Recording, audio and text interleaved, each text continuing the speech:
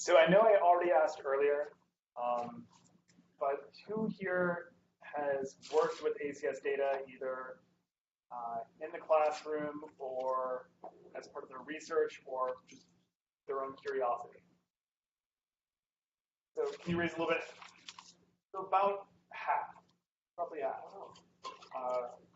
That's pretty good. So some of you already have experience with ACS. And I know earlier I asked about how many of you had worked with pump data earlier. There were a few who worked with pump data. So we are going to give a relatively brief background on the American Community Survey. There are going to be a number of topics that we cover in this. And if there's anything that you need me to slow down for, ask. If you'd like to follow up with any questions over the next few days during this workshop on any of these issues, feel free to jot them down. And also send them to us via email. But we're going to cover a lot of topics relatively quickly in terms of the American community. Before we jump into that, though, I meant to actually look at this slide earlier, and for some reason I missed it.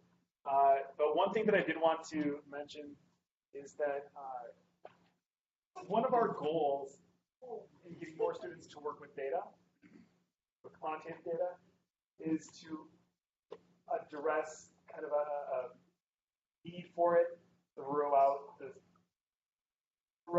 many disciplines. So a few years ago, if any of you would like to look this up, there was a relatively short paper by Neuenhuis et al. That looked at the erroneous analyses of interactions in neuroscience of problem and significance. So they actually identified that they looked at the neuroscience articles in the top tier, I think the 4 top journals that neuroscientists publish in. And they found that the majority of those articles which used a t-test misused the t-test.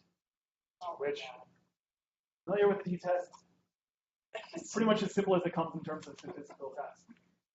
So looking at how much NIH actually gives out in neuroscience funding each year, it's north of $5 billion.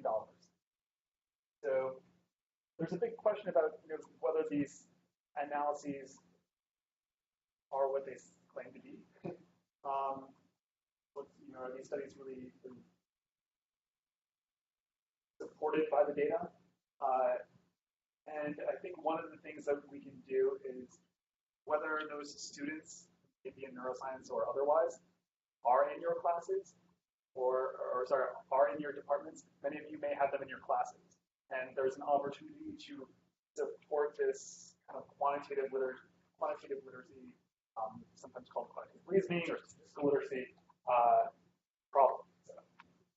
So okay, back to the American Community Survey. So we're going to go over a few things. What is the American Community Survey? Some of you may not be as familiar with it, and then we'll get into some of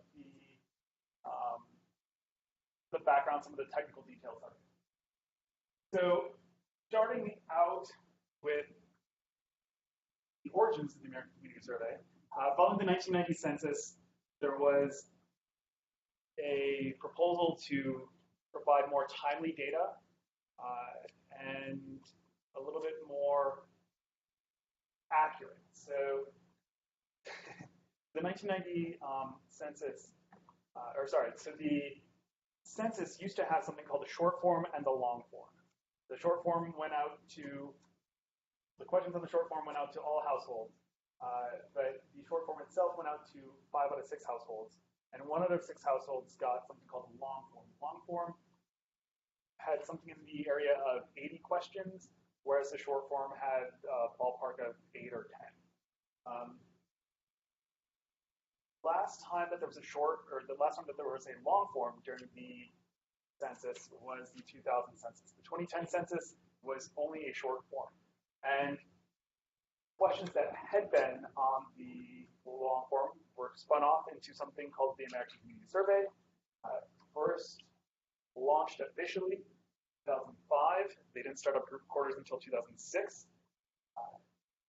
It's increased a little bit in its sample size, but it's just over, I believe, 3.5 million households are included in the sample each.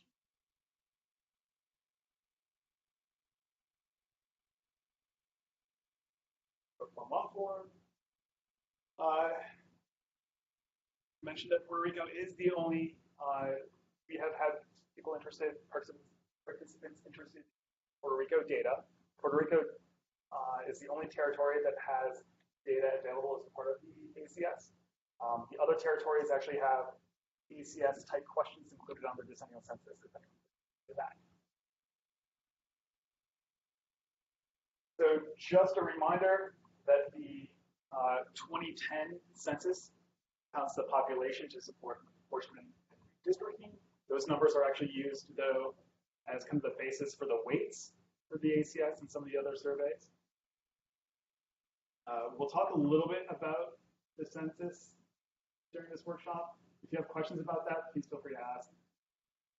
Some of us are interested in the 2020 census and the questions. I'll actually later in a few slides, you'll see something that I put together related to that. All right, so some of the content. In your folders, you should see two kind of colorful sheets. There is one that looks something kind of like this and actually has a range of different topics that are available in the American Community Survey. The few columns, it has information at the population for the population and information for housing. There's another one that I think I like in some ways a little bit more, and it actually answers why certain questions are on the American Survey. So in the past, well, really before the 2010 census, there seemed to be a lot of interest in potential questions about from those politicians who didn't understand what the 2010 census or how the 2010 census would be different. But they asked a lot of questions about, why is there going to be a question about how many toilets are in my household? There's not a question about that. There is a question, though, about whether there is a toilet and plumbing. This helps to explain some of this. There are public health reasons why we ask those questions in the American Community Survey. Similarly, there are questions about commuting time. What time do people leave for work in the morning? How long does it take them to get there? That is used in part to determine how to distribute funds for highways and other transportation. So if you're wondering what type of data you might be interested in using for your module, say you're in something health related, this might be a starting point. So just wanted to cover those. And a lot of people tend to ask how these questions actually end up on the American Community Survey, and that's a good place. I believe there's a document, Bill. There was a document that was actually put together a few years ago that actually explained every single question, right? Yes. All right. There's a government, there's a law, or some kind of regulation that specifies the question. And they put together some document a few years ago because it became an issue for some. Here's some of the household. Every few years, they change the questionnaire as well. In 2008, they changed the disability question, which disability questions.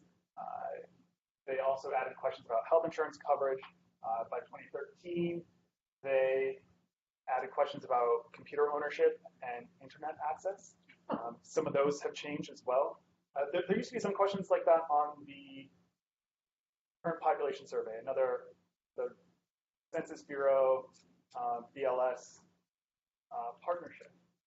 But this provides data down to smaller geographies. We'll talk a little bit more about geographies later, but that's kind of been a little bit more interesting for those who are, that would be more appropriate for those who are interested in looking at broadband access in rural areas or something to that effect. Some of you may also be interested in bachelor's field of degree, which was added a few years ago. One of note is that when questions change or new questions are added, some of those data are not available for a few years because there are multiple data products. There are 1-year data products and 5-year data products. So if you need 5 years worth of data, and that question just appeared first time in the past year or two, it'll take a few years for it to actually show up in those 5-year numbers. All right, I'm going to fly through this a little bit, but the question goes to housing units and group quarters. Housing units, believe it or not, the Census Bureau doesn't know who lives in every household. What they do is they send surveys to addresses, and they rely on the occupants to fill out the survey and answer who they are. There are some questions about if you have multiple households where you live. Snowbirds are kind of the typical example, or students. Students are another good one. There's a 2-month rule. This is an issue for you. Please let us know. We can explain a little bit further. In terms of the mode of collection, years ago, it's 2013 or 2012, the American Community Survey started taking responses online. As you may know, the 2020 census is going to be the first fully available, or first census, decennial census that is all respondents can answer online. If you don't respond, so the way they field the survey is that they'll send out a postcard, ask you to fill it out online. If you don't fill that out online, they'll send you a questionnaire that you can fill out and mail in. If you don't do that, if they can get your phone number from third parties where they have to pay money to get access to phone numbers, they'll attempt to call you, but as more people move to cell phones, I think that's becoming harder and harder. So then they will follow up with in-person visits. An idea, if they have to visit the household, I believe it costs something in the area of $200 per respondent at that point if they have to get to that point. So I think the first few steps cost about $15. So if you don't fill it out online, it costs government something like $10 to $50 per respondent. Another $15 for mail, another $15 for telephone. By the time you get in about $150 for personal visits, it takes a lot of person power to drive from house to house to complete.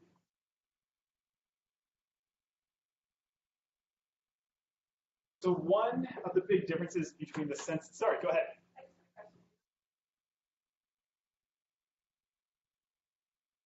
So that gets a little bit more complicated in that they also don't visit all households at that point. I believe they try to follow up with mail-in telephone to everyone that they can, but because it is so expensive, I think they then kind of subsample the household. It depends by state. I do know that, and it's pretty sizable differences. Bill, do you happen to know off the top of your head?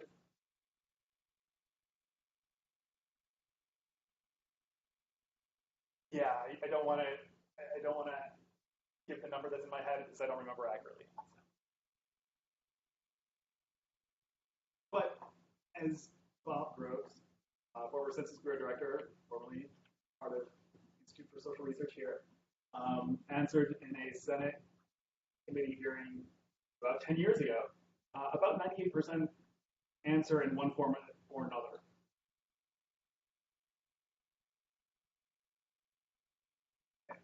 So one of the big differences between the decennial census and the American Community Survey is the difference the point in time estimate and the period estimates. So the census is supposed to be a snapshot on April 1st of decennial of the decade. April 1st, say 2010, or April 1st, 2020.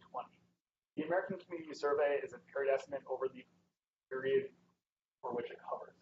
So the 1-year data cover the period from January 1st through December 31st. On the fact that you see a 3 here, and I had not mentioned 3-year data in any shape or form. I'm including in this, you can't tell that it's grade. but it is great, and it'll be in a few other slides. You'll come across potentially some products which say 3-year data or 3-year estimates, 3-year pumps. That's because until I think 2013, the Census Bureau actually released data products on that combined 3 years worth of data. So they had a 1-year product, a 3-year product, and a 5-year product. They have eliminated the 3-year product. They have something that is somewhat comparable, although I must confess I'm not as familiar with, called the 1-year supplements that covered the same, some of the same geographical levels. That later.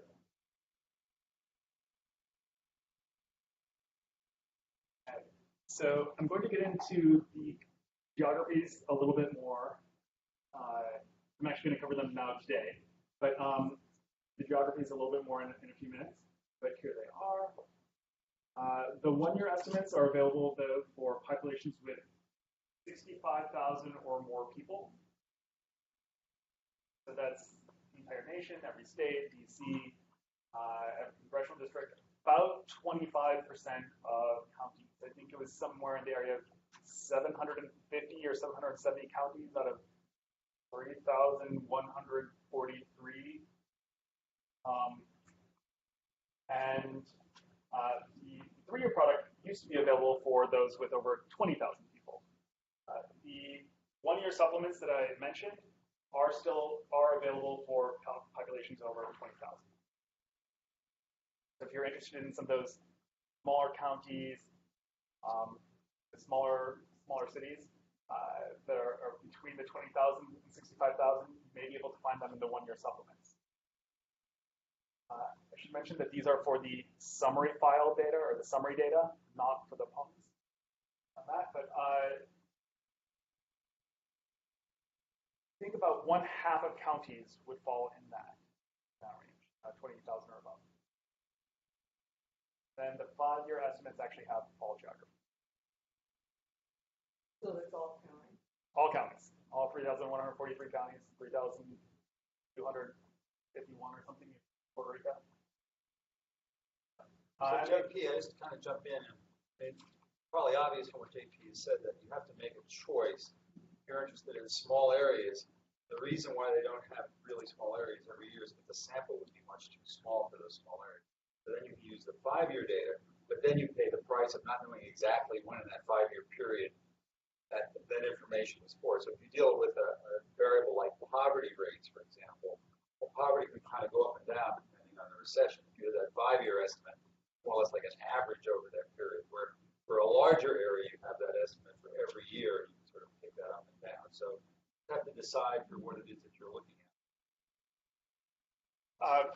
Bill hit on two key things right there. And one thing that I just wanted to mention that was that especially with those 5-year data, there's a question of really how to interpret those with those 5-year periods. And so what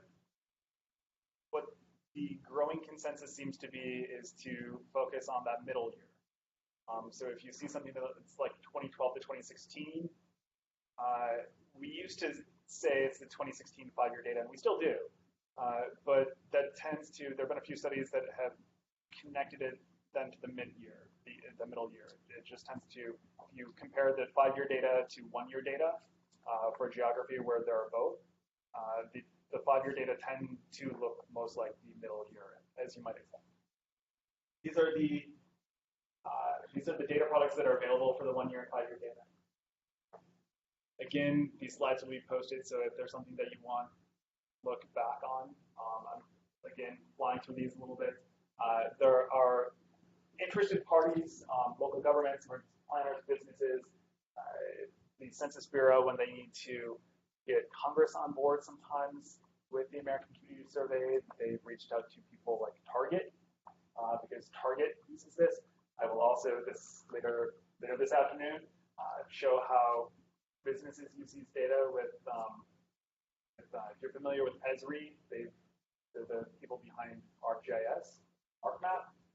There's a website that they make available that shows how some of these data are used by businesses. to help decide where businesses may want to open up new brick and mortar shops, etc.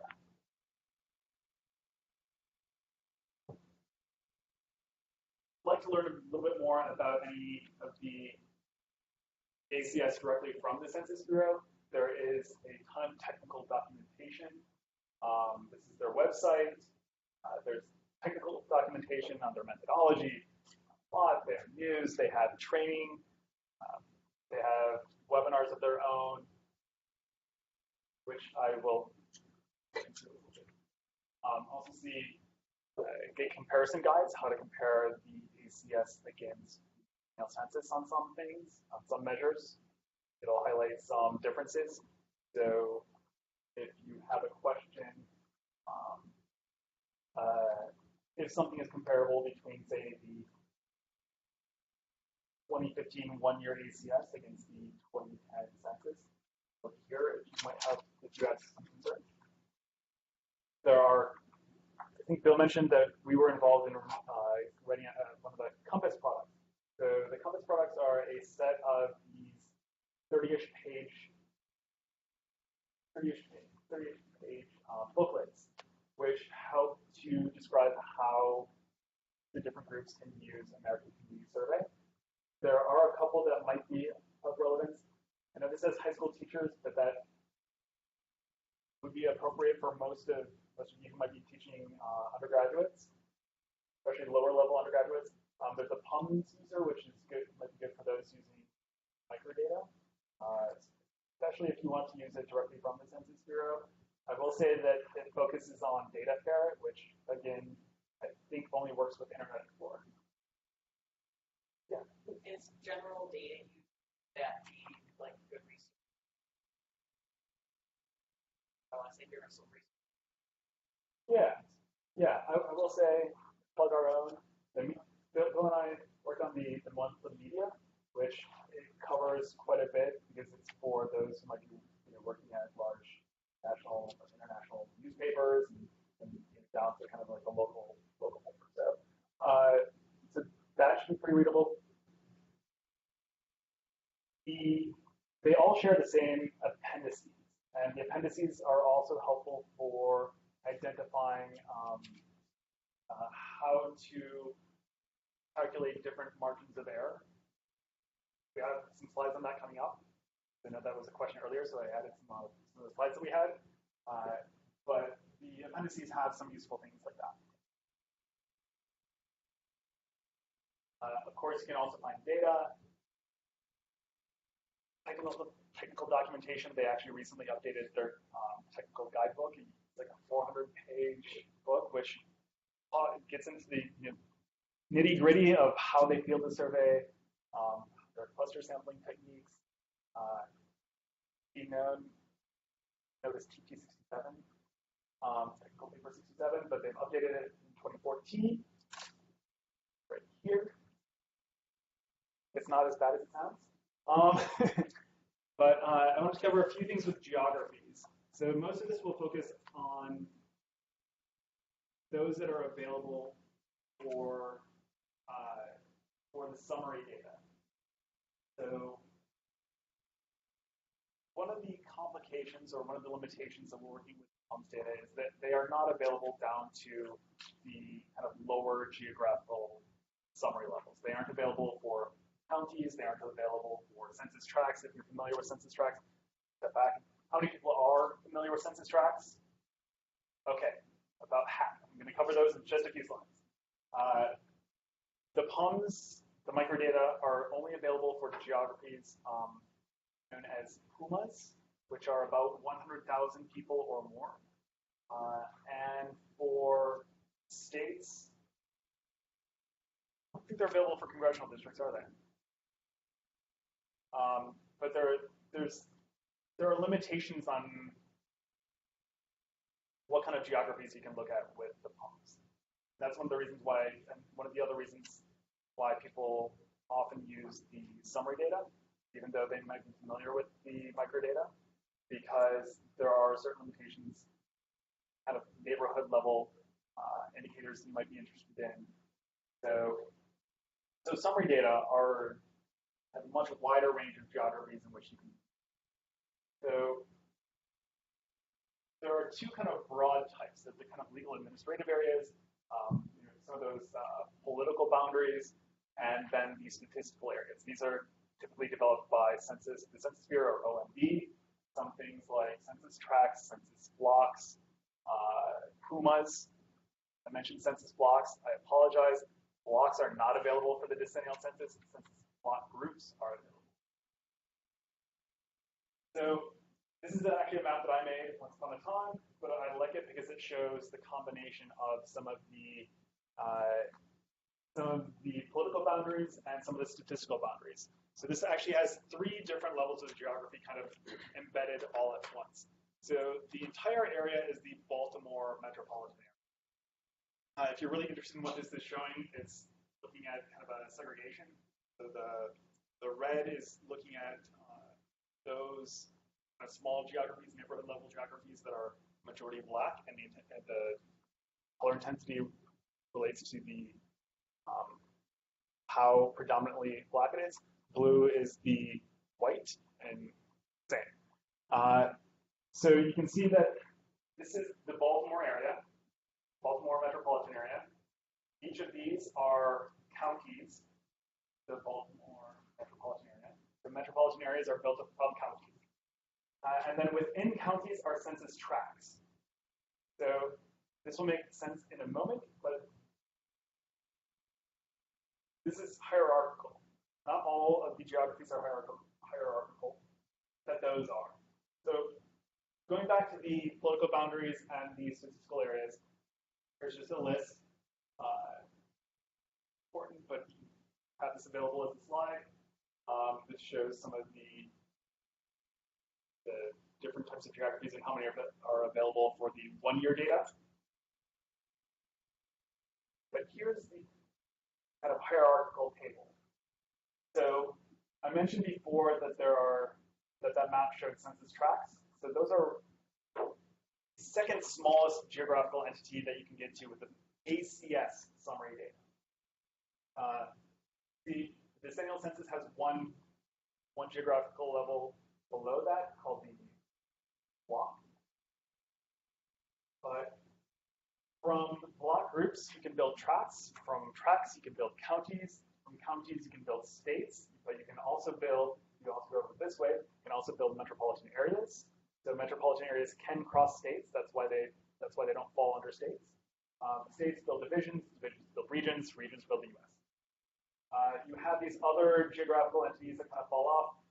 Places, I'll mention this in a minute as well, but places are commonly cities and other city-type geographies.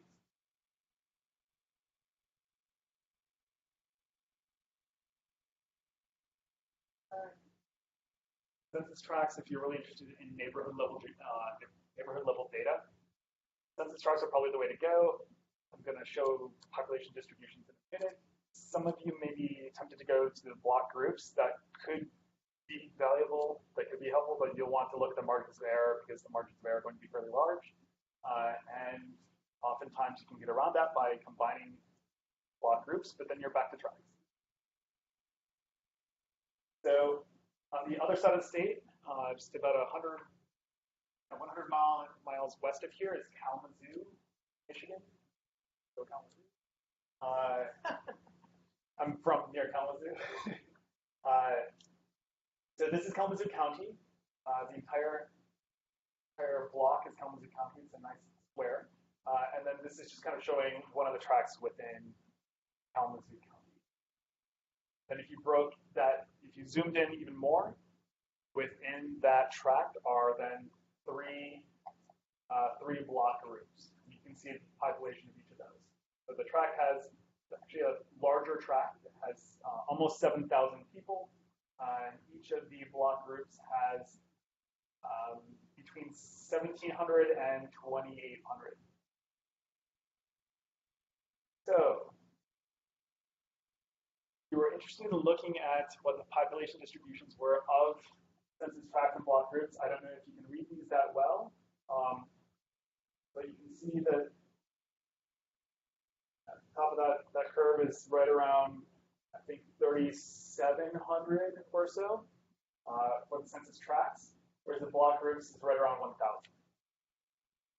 So this is saying that about close to 5% of the population has, or close to 5% of census tracts have between, I think that's between 3,700 and 3,800.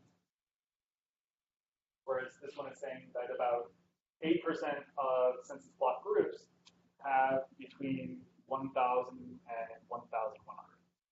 So I'm going to throw in one little key detail about the 2020 census and the citizenship question. Who's heard about this in the news?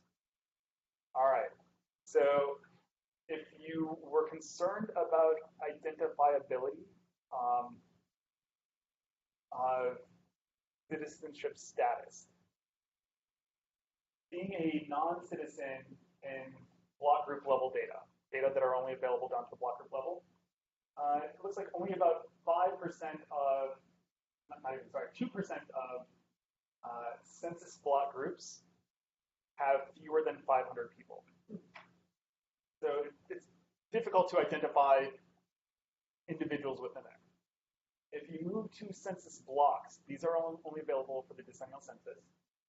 About 30% of census blocks have fewer than 10 people. So that's 1 to 10. These are populated. These are limited to populated census blocks. So you're talking in some cases that might be just a couple of households. Thought this was interesting, looking at the identifiability and kind of the privacy concerns with some of those questions. So there are some other odd geographies. You might come across something called a ZICTA. These are zip code tabulation areas. So if you're interested in something that might be different than census tracts that students might understand without having to then spend 10 minutes on what a census tract is, ZICTAs are pretty close to zip codes. They are not truly zip codes, though. So there are some limitations, some complications, but oftentimes many people will just simplify it and call them zip codes. Just know that they're ZICTAs instead. I mentioned that places, that cities, villages, towns, those types of entities tend to fall in what the Census Bureau calls places. So there are incorporated places and then CDPs, or census designated places. There are metropolitan and micropolitan areas. I think there are something like 300, Bill, do you remember 386, 388? 388 metropolitan areas and something like another 600 micropolitan areas. Frankly, don't use micropolitan areas much, but they are, the red are the metropolitan areas. The limitation are that if you're interested in something that is comprehensive for the United States, these are going to have gaps. You can see that this map, here's my own map. Maps, as you can see in eastern Montana, have large gaps where there are no metro or micropolitan areas. What's a micropolitan? Micropolitan area is it's at least one county that has an urban core, but I should know this better. But the main city, I believe, is not more than 50,000 people, and so many of them tend to be smaller. So just as an example, Adrian, Michigan, which is south here, Adrian, Michigan is a micropolitan area. There are some up north that you can see, like Alpena, Sault Ste. Marie. They are, there is a, took out slides that talked about urban versus rural. Found that people just aren't interested in looking at urban area data versus rural area data as much. It's kind of data or geographic entities, but it requires that kind of urban core, that urban area. CBSAs. Those are, we consider those metropolitan and micropolitan areas, CBSAs. There are these separate MSAs and SMSAs. I believe at this point, OMB has shifted to using CBSAs. Yes. Yes. Really? I always just Oh, based on counties? Summary level 310. I don't know if that if that means anything to you, but I can help out with that. Maybe I can just interject here. Talking about metropolitan areas, the metropolitan population of the United States. Those are only the metropolitan areas, not the micropolitan areas. Micropolitan areas are part of what's called non-metropolitan America. So all these micropolitan areas, which are like little metropolitan areas, plus all that other space there you see that's just white, places outside of micropolitan areas. More confusing. But if you're only interested in metropolitan areas, it doesn't include any of the micropolitan. Could everyone hear that? Okay.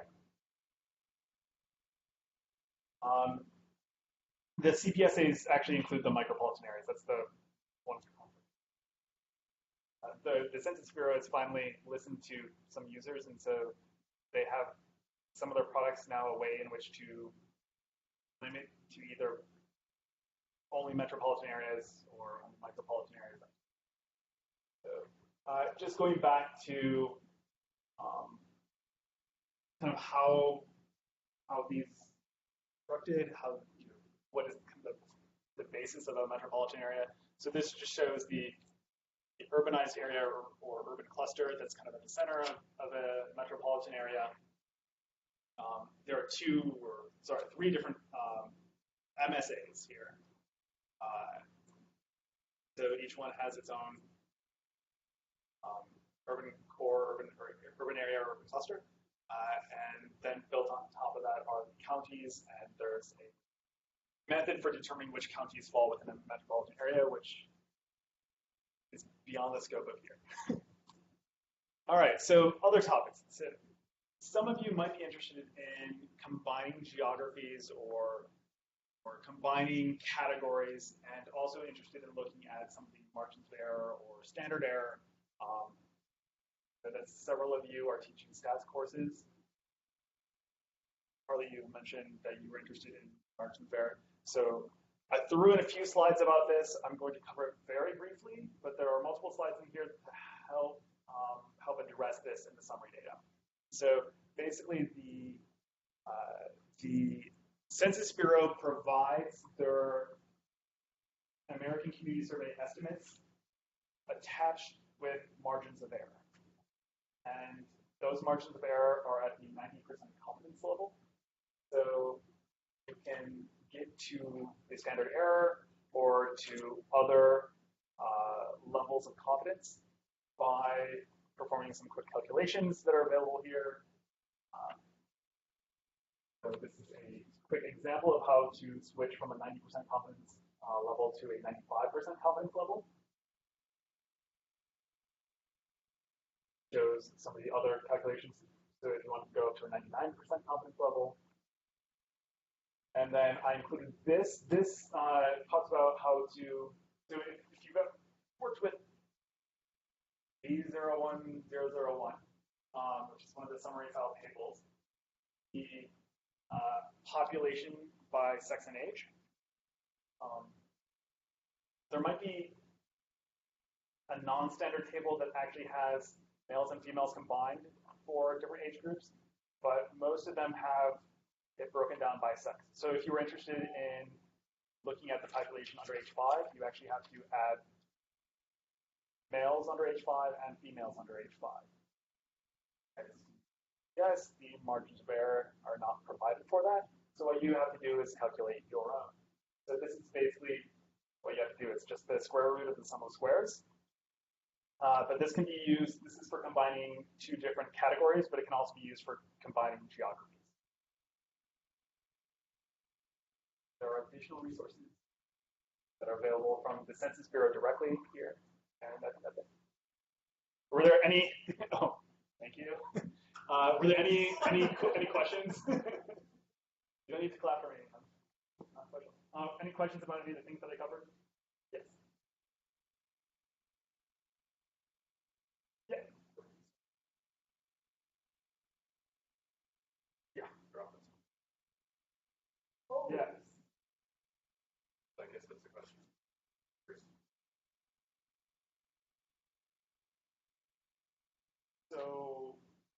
So a lot of us use CV for configuration, and people have different breakpoints. I think it depends if you're looking at a specific area or if you're looking at something in aggregate. So if you were looking at, we talk about this sometimes with some of our work, and if you're looking at nationwide, what is the trend between, say, suburbs and the principal cities in the metropolitan area? You might have kind of a different threshold for which are included in the analysis, versus whether you are looking at, say, one specific neighborhood and is that meeting your threshold. And so I think a lot of people use like a 0.1. So if the margin of error, or sorry, the standard error is something like 10% of the estimate, start to get a little fuzzy. So I think that's kind of a yardstick that a lot of people use. That big 10%. Yeah. And I feel like I should know the answer. They use ACS data, but when do the next year's data come out? Like, at what point should we see the 2017 data? And then further into data counts, how does that counting process work? Good question. So should have included that in one of the slides. So the 2017 data, the schedule was actually, I think, released a month ago or so. So it happens on a pretty standard schedule where the 1-year estimates are released in September, like August or September? September, early September. So I should clarify, the summary file data are released, or summary data are released in September. The 1-year supplements are released in October. And the 5-year summary file, 5-year summary data are released in December. 1-year PUMS data, I believe, are released in October, and the 5-year PUMS data are released in January. And I tested things out with something earlier this spring.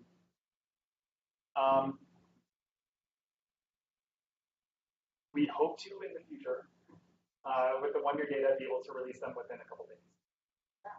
So that's my goal, is to have the 17 1-year data up on data counts probably within a week. Much faster, that's awesome. It's set up now that it's rerunning code, and as long as variables haven't changed, the rerunning things. So just a little historical perspective. When we first started this project, we were dealing with decennial censuses, so that we were using the 2000 census all the way up to 2009. Because 2011, especially the 1990 census all the way up to 1999, because there was no American Community Survey. So now, I always used to use this perspective. This is for a classroom exercise. I'm not doing cutting edge research to get to the policymakers in Washington to teach kids in the classroom. Put papers together. So they don't have the very exact data that's available. It's okay, they can sort of make it out. On the other hand, if you're 18 years old and it's 2018, that's 8 years ago, for a big period of time since the last census. So now we've gotten this facility to do this. I was just wondering, thinking of like writing out instructions for like using data counts with the students. Like maybe right now I might use the one for like 2015, so I didn't have to change it every year necessarily. But we're not too far away from when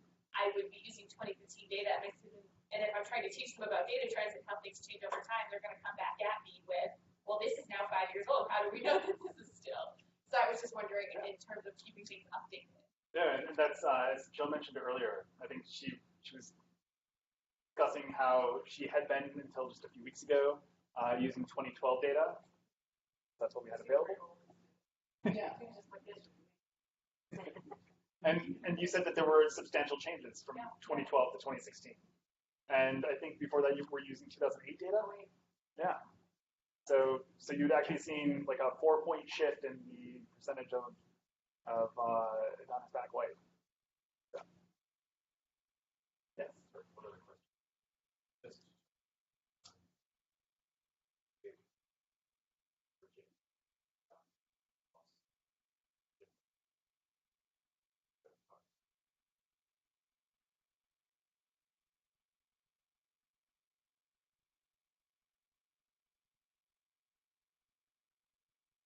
So we do that.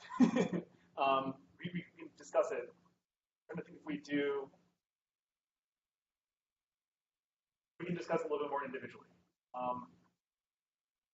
Once we get beyond metros, that becomes a little bit more specialized. We can like going down to the track level or block level data and then building geographies or using some of the data products that are available.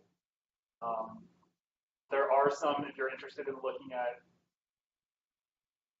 1970 data on 2015 whatever, metros, you can do that. There are some products out there that you can pay money for to do that. Well, the LTV brown. Yeah. It's great, but it's Yeah. They also build up, at least last time they build up in tracks as opposed to blocks, which for some of those things it would probably be better depending on the geography. Starting with the blocks. But yeah, we can talk a little bit more. Any other questions?